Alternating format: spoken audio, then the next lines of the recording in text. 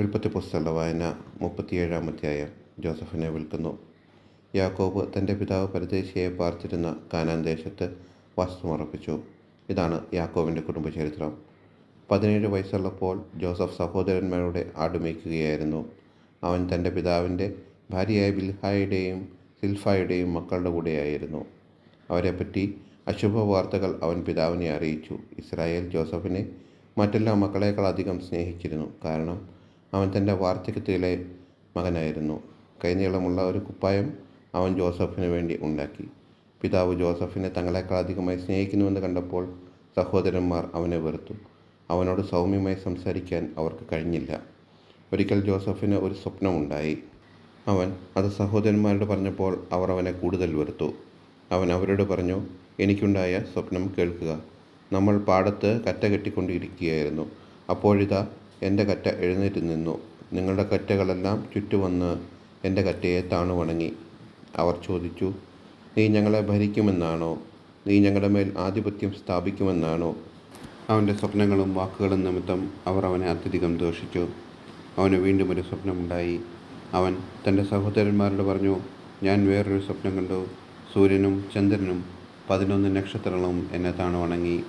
അവനിത് പിതാവിനോടും സഹോദരന്മാരോടും പറഞ്ഞപ്പോൾ പിതാവ് അവനെ ശകാരിച്ചു കൊണ്ട് പറഞ്ഞു, എന്താണ് നിൻ്റെ സ്വപ്നത്തിൻ്റെ അർത്ഥം?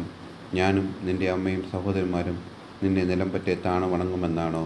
സഹോദരന്മാർക്ക് അവനോട് അസൂയ തോന്നി. പിതാവാകട്ടെ ഈ വാക്കുകൾ ഹൃദയത്തിൽ സംഗ്രഹിച്ചു വെച്ചു. അവൻ്റെ സഹോദരന്മാർ പിതാവിൻ്റെ ആടുമേയ്ക്കാൻ ഷെക്കമിലേക്ക് പോയി. ഇസ്രായേൽ ജോസഫിനോട് പറഞ്ഞു, നിൻ്റെ സഹോദരന്മാർ ഷെക്കമിൽ ആടുമേയ്ക്കുകയല്ലേ? ഞാൻ നിന്നെ അങ്ങോട്ട് വിടുകയാണ്. ഞാൻ പോകാം. അവൻ മറുപടി പറഞ്ഞു, നീ പോയി നിൻ്റെ സഹോദരന്മാർക്കും ആടുകൾക്കും ക്ഷേമം തന്നെയോ എന്ന് അന്വേഷിച്ച് വിവരം എന്നെ അറിയിക്കണം. ജോസഫിനെ അവൻ ഹെബ്രോൻ താഴ്വരയിൽ നിന്ന് യാത്രയാക്കി. അവൻ ഷെക്കമിലേക്ക് പോയി. അവൻ വയലിൽ അലഞ്ഞു തിരിയുന്ന കണ്ട ഒരാൾ അവനോട് ചോദിച്ചു, നീ അന്വേഷിക്കുന്നത് എന്താണ്? അവൻ പറഞ്ഞു, ഞാൻ എൻ്റെ സഹോദരന്മാരെ അന്വേഷിക്കുകയാണ്. അവർ എവിടെയാണ് ആടുമേയ്ക്കുന്നത് എന്ന് ദയവായി പറഞ്ഞു തരിക. അവൻ പറഞ്ഞു, അവർ ഇവിടെ നിന്ന് പോകുമ്പോൾ നമുക്ക് ദോത്താനിലേക്ക് പോകാം എന്ന് അവർ പറയുന്നത് ഞാൻ കേട്ടു. സഹോദരന്മാരുടെ പുറകെ ജോസഫും പോയി. ദോത്താനിൽ വെച്ച് അവൻ അവരെ കണ്ടുമുട്ടി. ദൂരെ വെച്ച് തന്നെ അവർ അവനെ കണ്ടു. അവൻ അടുത്തെത്തും മുമ്പേ അവനെ വധിക്കാൻ അവർ ഗൂഢാലോചന നടത്തി. അവർ പരസ്പരം പറഞ്ഞു, സ്വപ്നക്കാരൻ വരുന്നുണ്ട്, വരുവിൻ, നമുക്കവനെ കൊന്നു കുഴിയിലെറിയാം. ഏതോ കാട്ടുമൃഗം അവനെ പിടിച്ചു തിന്നെന്ന് പറയുകയും ചെയ്യാം. അവൻ്റെ സ്വപ്നത്തിന് എന്ത് സംഭവിക്കുമെന്ന് കാണാമല്ലോ. റൂബൻ ഇത് കേട്ടു. അവൻ ജോസഫിനെ അവരുടെ കയ്യിൽ നിന്ന് രക്ഷിച്ചു. അവൻ പറഞ്ഞു, നമുക്കവനെ കൊല്ലണ്ട, രക്തം ചീന്തരുത്.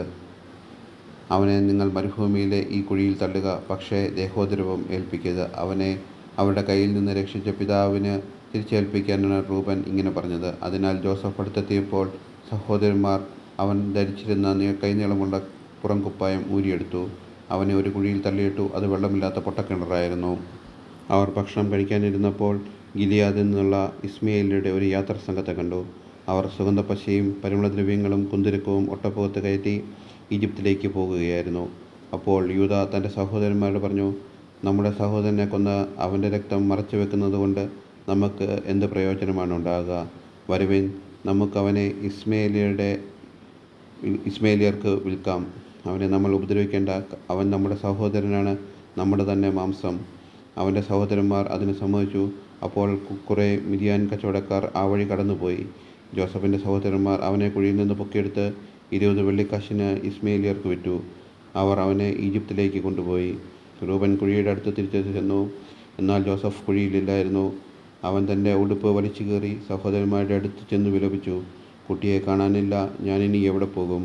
അവർ ആടിനെ കൊന്ന ജോസഫിൻ്റെ കുപ്പായമെടുത്ത് അതിൻ്റെ രക്തത്തിൽ മുക്കി.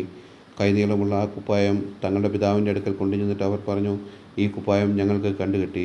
ഇത് അങ്ങയുടെ മകൻ്റേത് തന്നെയോ അല്ലയോ എന്ന് നോക്കുക. അവൻ അത് തിരിച്ചറിഞ്ഞു. അവൻ പറഞ്ഞു, ഇത് എൻ്റെ മകൻ്റെ കുപ്പായമാണ്.